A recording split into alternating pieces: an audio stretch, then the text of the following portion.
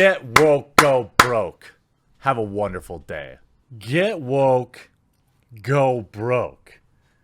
Terminator keeps putting out movies that nobody's asking for. And in Terminator Dark Fate, the only thing anyone probably enjoyed while on screen was when Arnold was up there. And I'm not going to spoil anything up front here.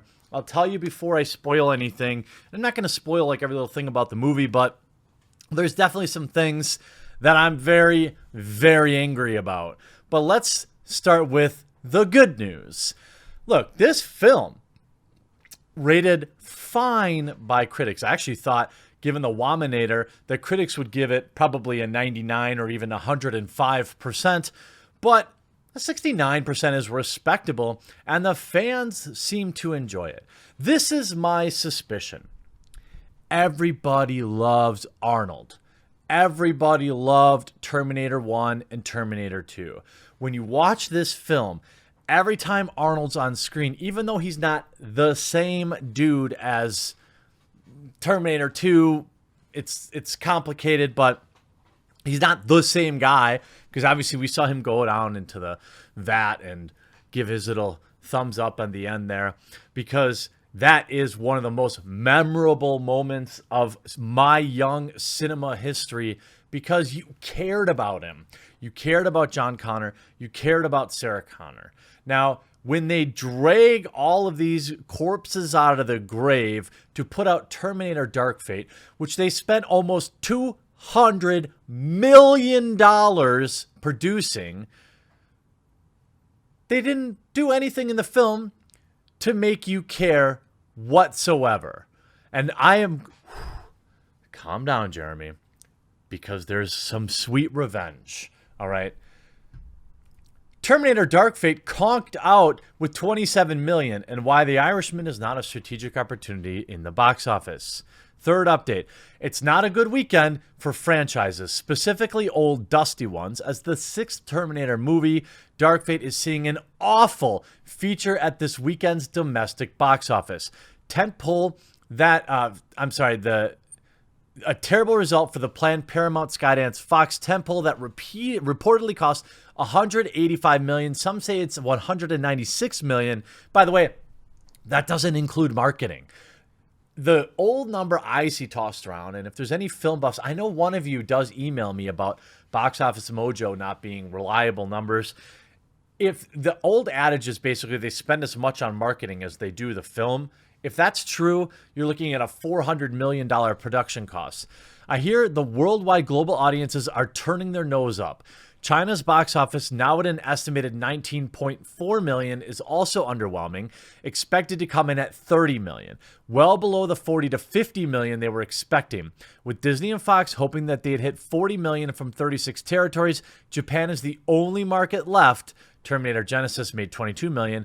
Break even for Dark Fate lies around 470 million. According to finance sources, and that's a lofty Cameron Arnold Schwarzenegger participation in the 8 to 9% range. Terminator likes his eyes, will only see red. While there's been a lot of scuttlebutt about over-budget production, that a set that went dark for a few days, script problems, and punched out by writers' room including Josh Friedman and Justin Rhodes, with creative battles Tim Miller and producer James Cameron during the editing, with the latter recently revealing to CinemaBlend that at a roundtable junket he had many battles with the Deadpool director, and that the blood is still being scrubbed off the walls from those creative battles. This is the film that was forged in fire, so yeah, but that's creative process, right? I mean, my work with Robert on Alita was very different, blah, blah, blah, blah, blah. However, there are a few things sources inform me around Terminator Dark Fate, despite all the good intentions here to revive the sixth film with reteaming Lyndall Hamilton and Schwarzenegger and bringing Cameron back into the fold as a story guy and producer. Even though the Lightstrom wasn't a producer on the project like Alita.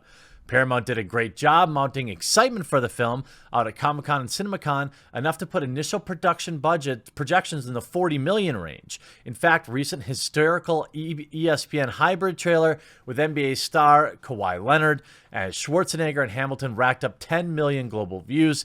I hear, however, Dark Fate was crushed by early breaking reviews, which spoiled that key.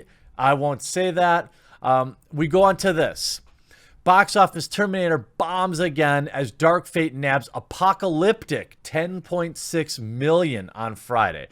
Even with James Cameron and Linda Hamilton reuniting with Schwarzenegger in an R-rated sequel that stole from Star Wars The Force Awakens playbook, Terminator Dark Fate once again failed to avoid Judgment Day because audience just don't care about Terminator as a brand, an IP, or a franchise. I disagree with that. This is the mistake Hollywood made with Ghostbusters. I bet you if you went back and looked at people, there might have been critics that said the same thing. People just don't care about Ghostbusters anymore. Hollywood confuses beloved franchises with thirst for remakes. Everyone really looks back fondly at movies from their childhood, even IPs from their childhood. For example, Jaws. Jaws was an amazing movie. If I watched it by today's standards, it probably wouldn't wow me. And there's been an endless array of shark movies ever since, none of which ever putting the same chills down your spine as the original Jaws series. Or look at the original Poltergeist. Or, in this case, Terminator. Yes, they are still beloved movie franchises, but for as they were then. Terminator 1 and Terminator 2 are excellent films. T2 more so. Hardcore fans really like T1, but let's be honest, T2 is the one that set all the records, that put itself in everybody's mind, that really burst Schwarzenegger onto the big screen into a household name. Granted, he's been in many films, but Terminator was it. Linda Hamilton, excellent in Terminator, and in fact, she's pretty good in this film, although the writing for her is absolutely awful. Cringe lines, unending wokeness, bad. Again, it's a good popcorn film, though. Look, I would not suggest paying $15 to see this film, but I would suggest watching it because there are some good laughs. The Arnold character is endearing, and many times throughout the film, you just really like the guy. And for that, it makes the movie definitely watchable. And to me, it's a lot like the endless Fast and Furious movies. They've just got that position as a popcorn film. Same with, honestly, Marvel movies. The last several have been relatively uninventive in my opinion and have very little stakes. But it's like, hey, you know what you're going to get? It's like going to get McDonald's when you're in another country. Yeah, you wouldn't go out of your way for it, but you know what you're going to get, and you've got a couple hours to kill, so you go see a Marvel film.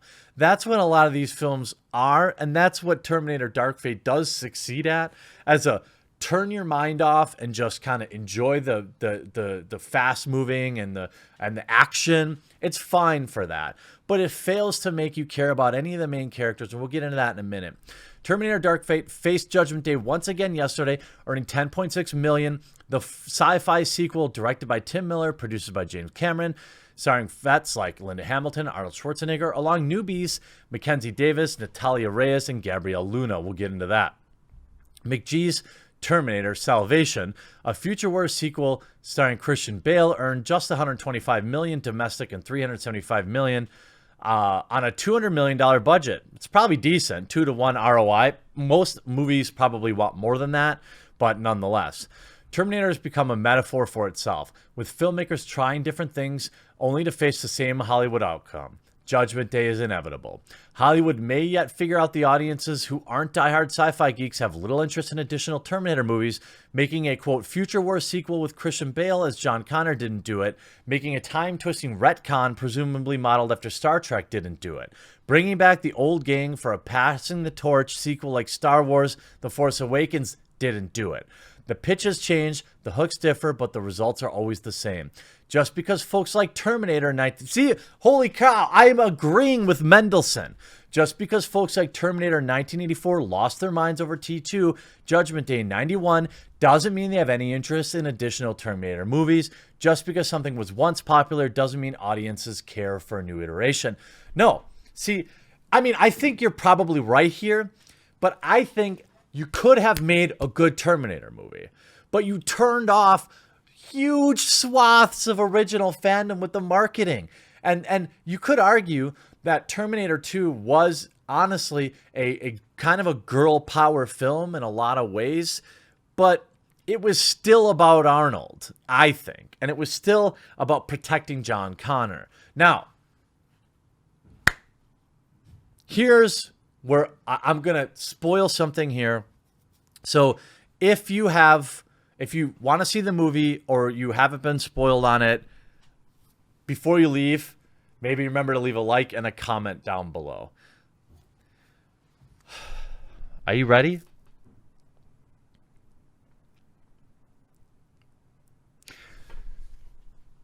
They kill off young John Connor and replace him with a woman.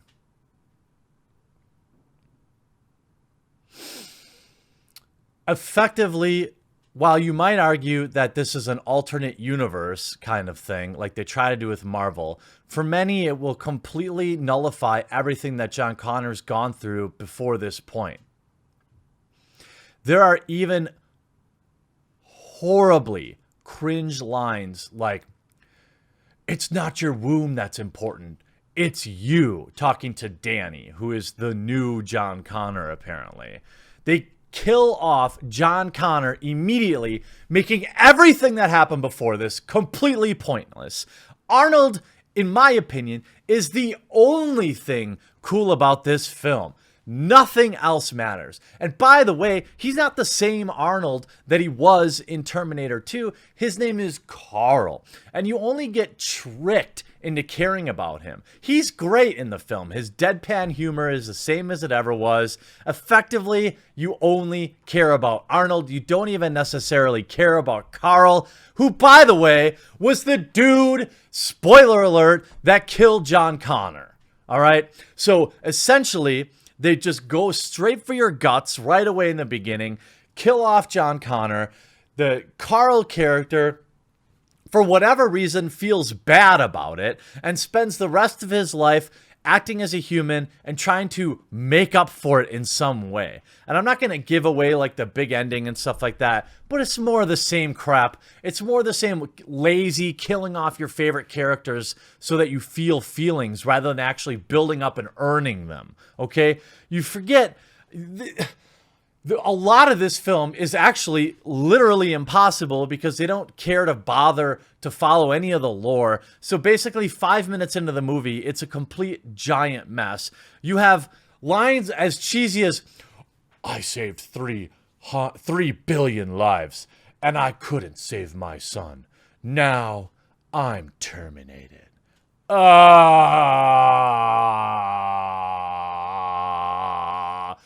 The main character, Danny, in a lot of ways is just a Mary Sue. You're supposed to just say, "Oh, she's the new John Connor now. Okay, great." And they just flash forward to her being super strong and super powerful and being the commander. It's ridiculous. And look, if you've never seen a Terminator movie before, you're not going to care about it. Just like, you know, you wouldn't have seen Terminator 2 as woke. You just wouldn't have, because Linda Hamilton earns it. She's gritty. You learn to like her character. In this one, they're just like, John Connor's dead and woman takes over. I mean, could you be any more lazy? And you just turn this... Get woke, go broke. Have a wonderful day.